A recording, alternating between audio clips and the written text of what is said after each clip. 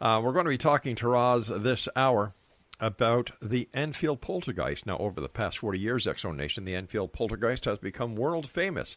Numerous Hollywood films, most recently The Conjuring 2, have been very loosely based on the strange events taking place in a council house in Enfield in the late 1970s. The story has never gone away but gained a new large lease of life with the arrival of the Internet and growing worldwide interest in the paranormal. Joining me now from the United Kingdom is Roz Morris. And Roz, welcome to the X-Zone. Hello. Hi, Rob. Tell me, what was your first impression when you started to do the research for the story on the Enfield Poltergeist?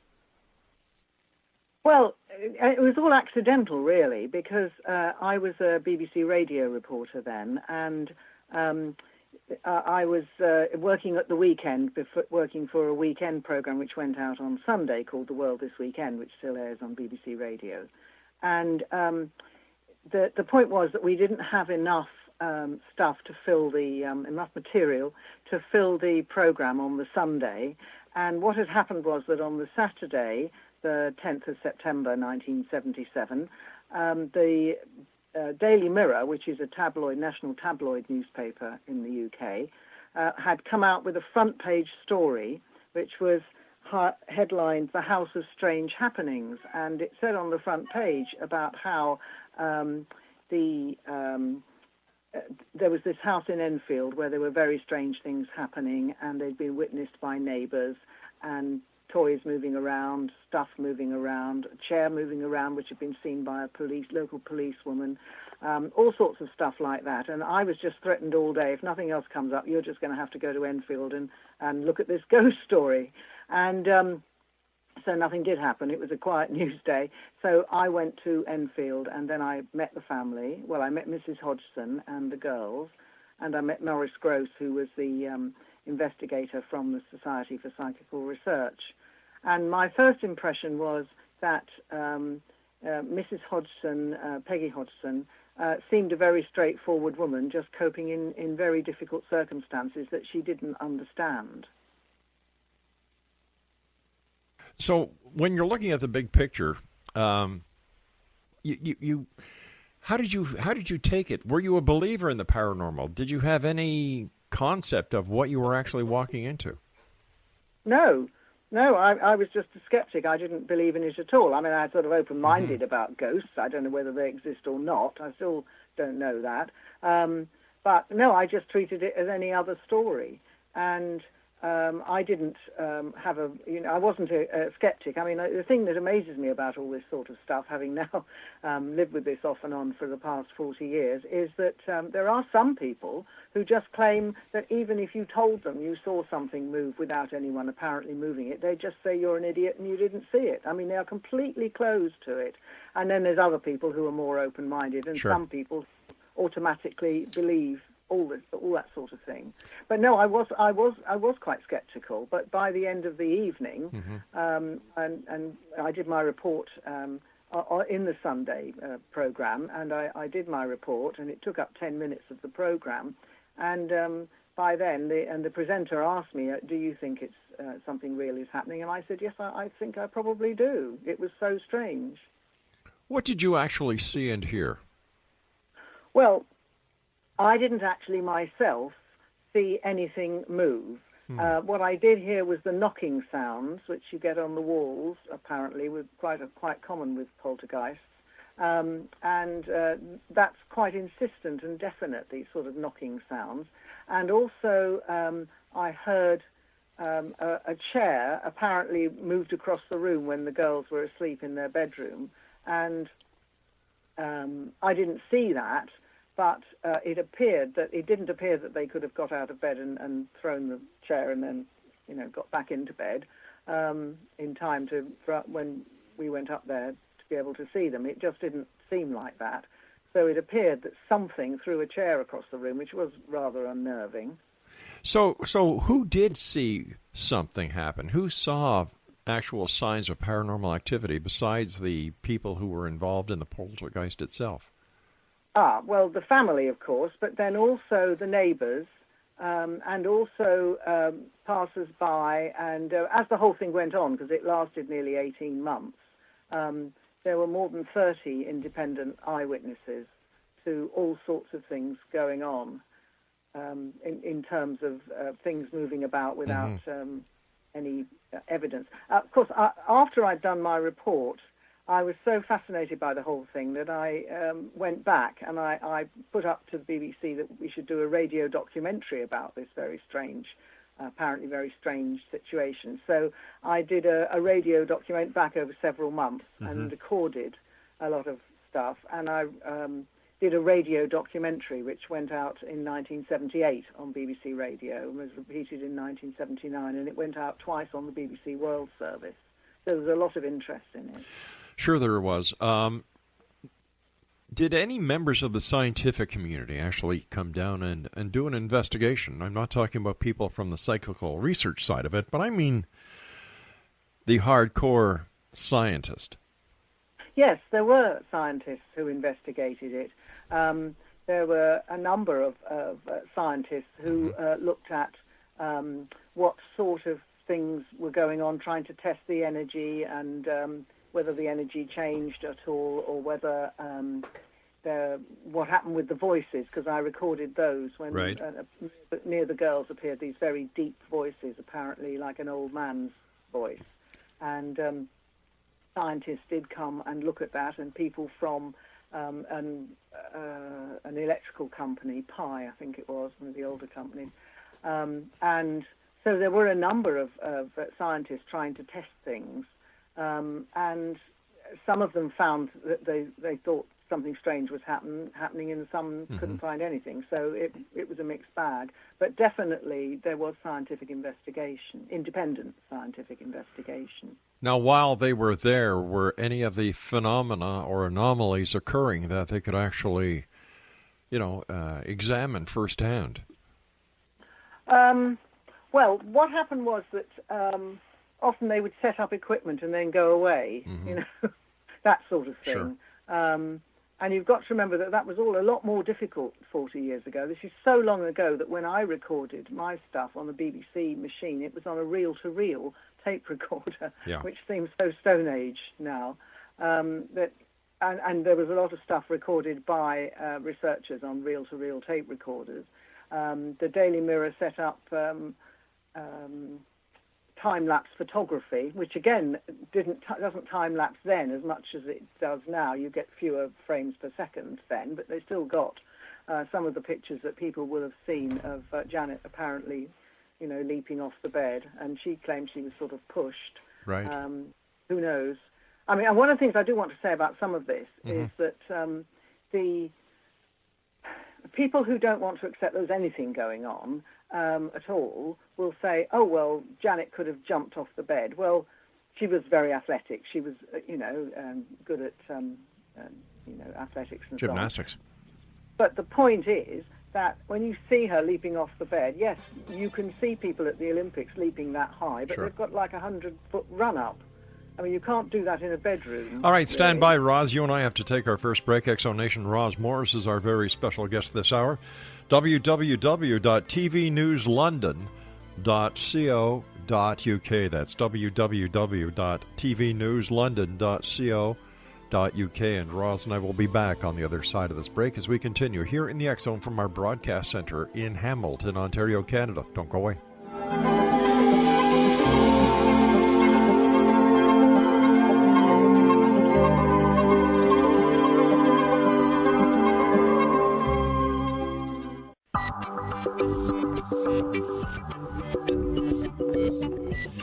Welcome back, everyone. Roz Morris is our very special guest. We're talking about the Enfield Poltergeist going back over 40 years ago. The Poltergeist started in 1977 and lasted for 18 months. Roz's website is www.tvnewslondon.co.uk. Roz, did any members of the clergy come and do a religious investigation on the poltergeist activity? Not as far as I know, no. Mrs. Hodgson, I mean, the family weren't religious, and Mrs. Hodgson didn't want to have an exorcism at all. Why not? And that is one thing that, other people came, Sure. mediums from Brazil, and people who claimed to be able to contact the dead, and so on. They came, and a lot of other people. But no, as far as I know, no, there was definitely no exorcism, and I don't think any clergy came. And I think the interesting thing is that the Hollywood films that have all based themselves on this, including The Conjuring 2 and the Poltergeist films, have all, a lot of them go for the kind of Christian symbolism and the sort of demonic stuff. Mm-hmm. And I don't see any evidence of anything demonic at all. And when the voices were talking, there was no evidence of anything demonic either. What did the voices sound like? Well, very like a very gruff old man, very deep, very rather like if you talk. I can't do it, but if you talk really deep down in a very gruff way. I mean, I did find it that these voices went on for an hour, 2 hours at a time, and people said, well, it must have been the girls doing it, but I think I should point out that if you try and do that voice, you will get a sore throat very fast. It is really difficult to do. So it's very strange, deep voice, and didn't sound like the girls at all. And they were kind of 11 and 13 right. at the time, so they have very light voices. And they did say they felt as though the voice came from behind them in some way. It was very strange. I mean, somebody said to me once, this voice could have been produced by sort of a recording, or there could have been, but I mean, how could you have pre-recorded that amount of stuff? And if it was on, if it was pre-recorded, all the people who heard it would have been able to tell by the quality of the sound. I mean, we all get recorded messages now trying to sell us things, and we know immediately whether it's a real person or a recorded person, don't we? Did you find it strange that the mother did not want the clergy involved? That she basically didn't want this entity to be exorcised? Well, she didn't see it as a devil, you see. She didn't have that belief system. I think it's different in the States and Canada, where sort of the majority of people have a Christian belief system. In Britain, it isn't the majority anymore. What is the majority over there now? I don't know. Okay. Honestly, I don't know. But I do know that that there's recent surveys show that there's a majority of people in Britain who say they believe in God in some way, but not necessarily in a Christian God. Once again, the fact that the mother did not look at it as a negative experience, why would she allow it to become such a media circus? Well, you've got to remember that what they were trying to do, the people from the Psychical Research Society, that was Maurice Grosse and... That's all right, dear. Maurice Grosse and Guy Playfair, who wrote the book, the Enfield Poltergeist, which was published in 1980. What they were trying to do was to find some way of calming it all down, so they just tried everything they could think of. They asked Mrs. Hodgson if she would like an exorcism, but she said no, she definitely did not want that. She didn't see this as something to do with devils. So let me understand this. There is something that is terrifying her children. Kids are getting thrown out of bed. Strange things are happening, and she's not concerned as a mother? Well, of course she was very concerned, but she didn't believe it was devils. That's the point. Then what? She didn't know what it was. I mean, maybe it was a ghostly presence. Janet said that's what Janet thought it might be, the girl who was at the centre of it all. She said she felt used, and she felt as though there was something in the house. But I suppose it's just a difference of belief system, really. Was there any, if the, all right, I can understand the difference of belief system, but I'm a dad. I've got 6 kids. I've got, I think, 11 grandchildren by now. And don't you know how many? Oh, yeah, I do. It's just that one was announced the other day, so I've got to add the new one coming on. That's going to be born in a couple of months. Yeah. But you know what? I have a problem with a parent who will stay in a location for 18 months. 18 months she stayed there instead of taking her family away to a safe place. Something does not ring true with this. Well, they did go away. They were very poor. They didn't have much money at all, the family. Mm-hmm. I'm pretty sure she was on welfare. Right. She was divorced. She had 4 children. Mm-hmm. She didn't have much money. Some people said that, in fact, the Daily Mirror people, the newspaper people who were first on the scene, asked her if she was doing this. Are you doing this to get a better house? Because a council house is public housing, right. you know. And she was absolutely emphatic no, because she'd got the house that she wanted. Mm-hmm. It was a perfectly good 3-bedroom house, and she was perfectly happy with it. And in fact, she stayed in that house, and she died in the house in 2003. So she was very attached to the house. So they couldn't afford to go anywhere. They didn't have any option. And the other thing is the people from the Psychical Research Society did pay for them to go on holiday for a week to get away from it. And while they were on holiday, was there any paranormal activity in the place where they were sent to or went on vacation? I don't think so, but I'm not entirely sure about that. But I don't think so. No. I mean, I think. Mm-hmm. You mean how much is it linked to the location, to the house? Well, I'm just wondering that. Once again, whether you're poor or you're not, if your children are in danger, even because if I had one of my kids thrown out of bed, man, I'd be out of our home in hours. I wouldn't wait 18 months. No, stay with neighbours to begin with. I mean, they did. Okay. So I mean, I think the difficulty is they weren't used to having any options. I mean, people were a lot poorer then than poor people now, I think, really, in my experience. All right, let me ask you this. Different world. Did the family make any money in the long run? No.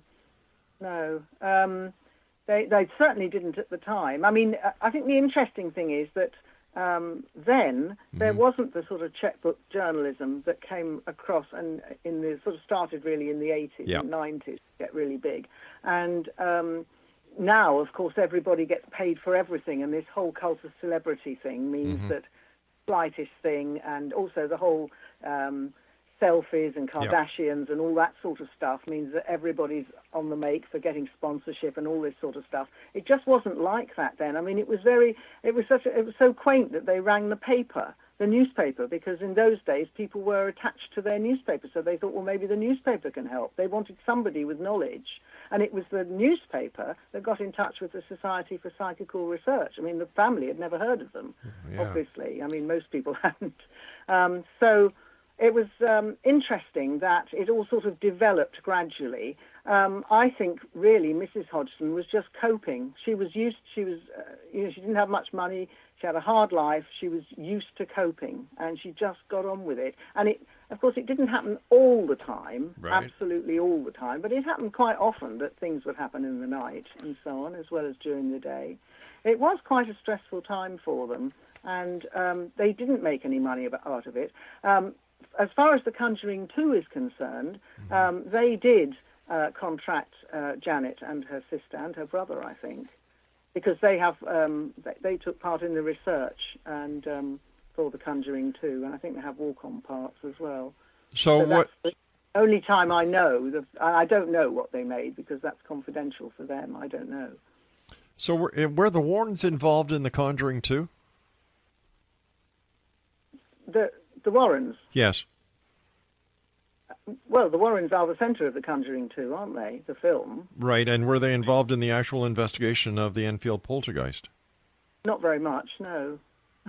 So they were. In real life, not very much, no. But it's a Hollywood thing, isn't it, to make it a big deal and make it one of their cases. Was there any talk about collusion between the newspaper and the family?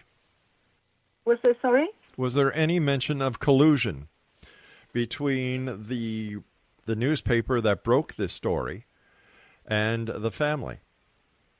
Not at all. No, there was never any question of that. I mean, the paper sent two different sets of people there to try and find out what was going on. And when they sent one reporter and photographer, right, the photographer who eventually took the pictures that are famous around the world, when they sent them, they walked into the room and Lego bricks started flying around and other toys and so on. And that they were convinced by that something really weird is going on. And so, no, the paper definitely approached it, as I did, as a normal story. Well, what's really going on, what's happening. All right, stand by, Roz. You and I have to take our news break at the bottom of the hour. Exo Nation, Roz Morris is our special guest. She is a broadcaster and media trainer and managing director of TV News London. Her website is www.tvnewslondon.co.uk, and Roz and I will return as we continue this hour here in the X Zone from our broadcast center in Hamilton, Ontario, Canada. Don't forget, you can watch us on TV on the X Zone channel exclusively on Simul TV. Don't go away.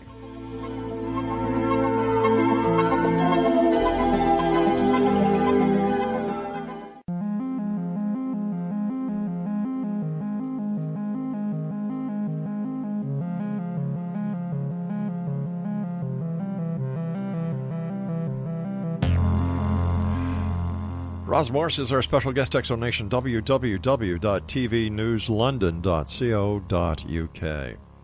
Roz, were any members of law enforcement in the Enfield address when this poltergeist activity took place over 18 months?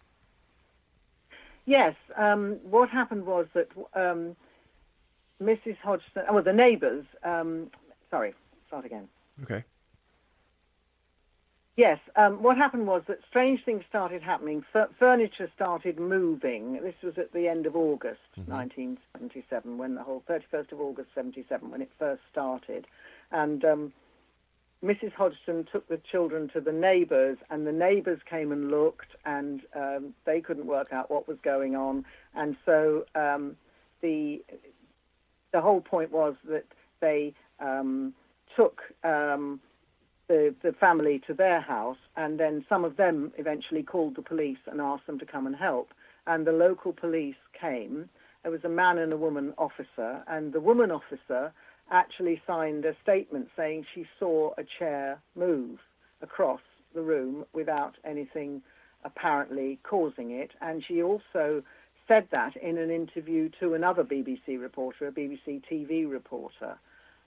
So that was the thing that made the difference when the neighbours, after that, the police said they couldn't do anything. There was no offence being committed. They couldn't do anything. So they went away, and then things carried on for a few days. And so the family then called the Daily Mirror and asked them. And the Daily Mirror were pretty sceptical. But when they said to them, when the neighbour, she said to them, well, what's happened is the police have seen things and they've said that this is happening. So then they sent the reporters there. What are your theories on what happened? Well, I don't know what happened. I mean, I have an open mind about the whole thing, but I do know that there are a number of theories about poltergeists, that poltergeists have been reported for the past several hundred years. In fact, there's even a report from Roman times, which would make it, nearly 2,000 years ago. But, I mean, there's definitely reports of poltergeist activity for hundreds of years. And what seems to happen is that it seems to be centred usually around a young person. There has to be a young person in the house who is upset or unhappy and is approaching puberty. And nobody knows why this is. There are various theories that say that the young person is therefore giving off an energy that's different from normal, and this kind of attracts ghosts or creates activity. You can look at it either way. The young person is causing it all, or they cause something, and then possibly if there are ghosts or spirits, they come. So it's really, I mean, the interesting thing is thinking about it. It's so long ago. Nowadays, if you want to find out about all this, you can just click on the internet, and within a minute you can have loads of information, accurate and inaccurate, about poltergeists. You can have loads of information. I had to go to the library and get a book about them in order to find out. There was one book, The Poltergeist by William Roll, which was the only book available, and I remember I had to read that to find out what the theories were. I've said this many a time on my show that the internet is the world's largest septic tank that mankind has ever made because there's more crap in it than anything else. Well, that's one way of putting it. But I think it's also amazingly useful for information. It really is, and for finding out what people have written about different things. I mean, it is amazingly useful, and as a journalist, I find it very useful, and I'm sure you do. Why do you think Hollywood is taking such an interest in the paranormal? My personal opinion is it's because it's a cash cow. What's your opinion? Well, I think there's a lot in that. I mean, the Poltergeist films, Poltergeist 1, 2, and 3, I mean, they made 3, did really well. We're on The Conjuring 2. The Conjuring 2, I believe, has made more than $300 million worldwide. So that's not the biggest film ever, but it's certainly a good chunk of money, isn't it? I wouldn't say no to it. Sorry? I said I wouldn't say no to it. No, exactly. I think, yes, because people are endlessly fascinated by things like this. I mean, I did spend a long time after I'd done my documentary and so on, and then I spent quite a number of years never talking about the Enfield poltergeist. And that was because people either look at you as though you're a complete idiot and walk away because they're total skeptics, or you're still there talking to them after another 20 to 30 minutes because they want to tell you what happened to their grandma and how things happened to them and how they know someone who had a poltergeist. It's amazing how many people will talk about this. There's obviously something going on that we don't understand scientifically yet, but I'm sure we will do. What does Janet Hodgson say about it now after all these years? Well, Janet says that she feels that she was used by some sort of force. She feels that she was pushed around by something, and she doesn't know what it was, but she definitely feels that. And she, at the moment, says she doesn't want to talk about it anymore. She did talk about it, and there are interviews with her as part of the trailers for The Conjuring 2 and so on. And she just said she told me recently that she did find that quite upsetting and she didn't want to talk about it anymore, really. During or after the Enfield poltergeist, were any of the members of the family given a lie detector test or a psychological stress evaluation test? I don't know about a lie detector test, but Janet did go to a hospital, the Maudsley Hospital, which is a psychiatric hospital in London, for a couple of months. In 1978, and that was in order to give her a rest because she was starting to go into trances, and there was levitation reported. I didn't see that, but I interviewed people who, just people walking past, who said they'd seen her floating around the room. So there was a lot of very, very, what you might call more heavy stuff going on. So Janet was taken out of it, and things did calm down a bit, and eventually it all petered out. And as far as I know, they didn't find that she was psychologically disturbed at all. They didn't find anything wrong with her as a young girl. Since the events going back 40 years or so ago that lasted 18 months, is the house still standing where the events took place? And has there been any other report of paranormal activity in that house? Not as far as I know. No, yes, the house is still there. It's a good, solid, semi-detached house, and yes, it's still there. And people tell me that. Recently I was passing Abbey Road. You know, the crossing where the Beatles walked across on their album. And every time you drive past there are people walking across. Tourists come from all over the world to walk across that crossing. And somebody told me recently that people do come from around the world to get themselves photographed outside the house in Green Street in Enfield. So it's become a kind of destination for some people, which is extremely strange. I never would have thought that. But it is. The thing is, the whole story was kind of, it created some interest in the late 1970s and 1980 when Guy's book was published. And then the Poltergeist films came out, which were, in their own way, generated a lot of interest. And then it sort of died down a bit. But when the internet started, this meant that people who were interested in paranormal events could get together, as can other people with different interests. And there was just a lot more about it. And I was amazed when I looked at things last year, when I was revisiting all this again. And I was amazed to see that there's loads of stuff. I mean, my program put up there and all sorts of other people's stuff and so on. And they've all got, quite a large number of hits, like 1 million hits or something. Some of them have got 1.5 million, which is quite extraordinary, really. But when we look through the pages of history, it's been established that the Amityville case was a hoax. Well, I don't know anything about the Amityville case. So, but if we're investigating one story that was allegedly true, and time proved it to be a hoax between the owner of the house and a lawyer, how can we take any claims of the paranormal seriously, especially when we ourselves do not witness it? How can we just take the hearsay evidence of people who claim they have seen, claim they have heard, without actually seeing it ourselves as journalists and broadcasters? Well, I suppose that journalists don't see everything all the time on any story, do they? They have to make up their own, all journalists have to make up their own mind and have to reference things and say what people told them, and let them make their own mind up. And I think you just have to take a journalistic approach to the whole thing, which I did and still do. I mean, I still don't know what caused it, but I still know that it was very, very strange. All right, stand by. We're coming up to our final break. X-Zone Nation, Roz Morris is our special guest. Her website is www.tvnewslondon.co.uk. That's www.tvnewslondon.co.uk. And we'll be back on the other side of the short break as we wrap up this hour here in the X-Zone from our broadcast center in Hamilton, Ontario, Canada.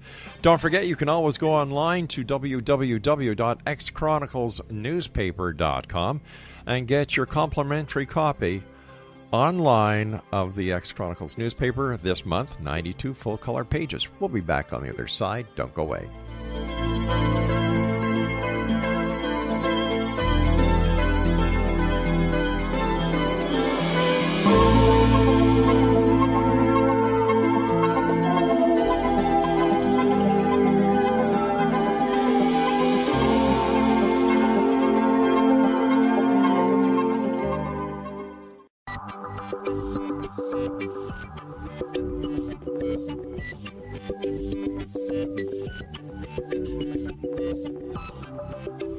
X-Zone Nation, Roz Morris is our special guest this hour. Right, have your pencils and paper ready. I want you to mark this down and visit it after the show. www.tvnewslondon.co.uk. Did you ever ponder or contemplate becoming a paranormal investigator? No. No, not ever. I found all this extremely disturbing. It seemed to me there was something very strange going on, and very disturbing, and possibly at times dangerous. I mean, poltergeist, a sort of noisy spirit in German, is meant to be a kind of a playful ghost and everything, but it also has there is this darker side with the strange voices and heavy objects being moved. And Janet at one point said that the curtains were wrapped around her and she thought she was going to be strangled. And she went into trances and things. So there was something really heavy going on at certain points. And I found it very disturbing, and I was absolutely determined not to have anything to do with it for years, which I didn't. But then the whole thing started coming up again. And then, so last year, the BBC and I decided that we would do another program about it. And so we did another program about it, and also put up my original program on the BBC website. It was all digitized from the old reel-to-reel tape and everything. What was your most frightening moment, or the moment that made you say, this is real? Well, I think on the very first night when I heard this enormous thump upstairs, and this chair apparently moved across the room, and then very soon after that, the investigator, Maurice Gross, gave me an interview about how part of a cast iron fireplace part of it had been ripped off and thrown across the room, so he actually took the fireplace out so that nothing could happen about it. I mean, if this is some sort of noisy spirit, very often these things seem to be quite angry, and people who believe in ghosts say that they are spirits that are trapped and don't realise they're dead and all that sort of stuff, which I'm sure you've heard before. Many times. So I'm sure that, I'm not sure. What I'm sure about is that there was something very strange going on that we don't understand, and parts of it could be dangerous. And I felt as myself that if you don't know anything about this, it's like wandering into a jungle where you don't know anything and it's full of dangerous things. So I didn't want to have anything to do with that anymore. Out of the 4 children, have any of the 4 children experienced paranormal activity since leaving that house, or since the end of those 18 months? As far as I know, not. No, Janet hasn't gone on to have a career as a medium, or anything like that. Well, I also think it's very interesting that there is now all this interest in mediums and so on. I mean, we've had that series with Patricia Arquette playing Alison Dubois in Medium, and I also saw the other day there's a series on my, loads of TV channels called Hollywood Medium. Yeah. There seems to be an awful lot of it about all of a sudden, and people are suddenly thinking, well, we can't understand all that goes on, and we don't understand everything. So maybe we should try and use people who seem to be different from us. But no, Janet hasn't done anything like that. In fact, she wanted to get away from it. Really? I think the family were very lucky, actually, coming back to the then and now thing, because if it was now and suddenly there was all this interest in it, it would be all over the internet and the children would be vilified at school. I mean, they did get a bit of ribbing about it, obviously, because kids know. But it wasn't anything like the bullying that people have now. And it does seem as though this is a much crueler time, really, from that point of view, in terms of anyone who's different. But isn't it also a good thing that it happened then instead of now? Because with all the technology available today, if in fact there was something more to it than what is claimed to be, it would have been caught very fast. Well, I assume so, but there are always poltergeists going on around the world, aren't there? So presumably people are investigating them with digital technology now. I mean, I really don't know. I do know that as a reporter, it is the strangest story I've ever reported on.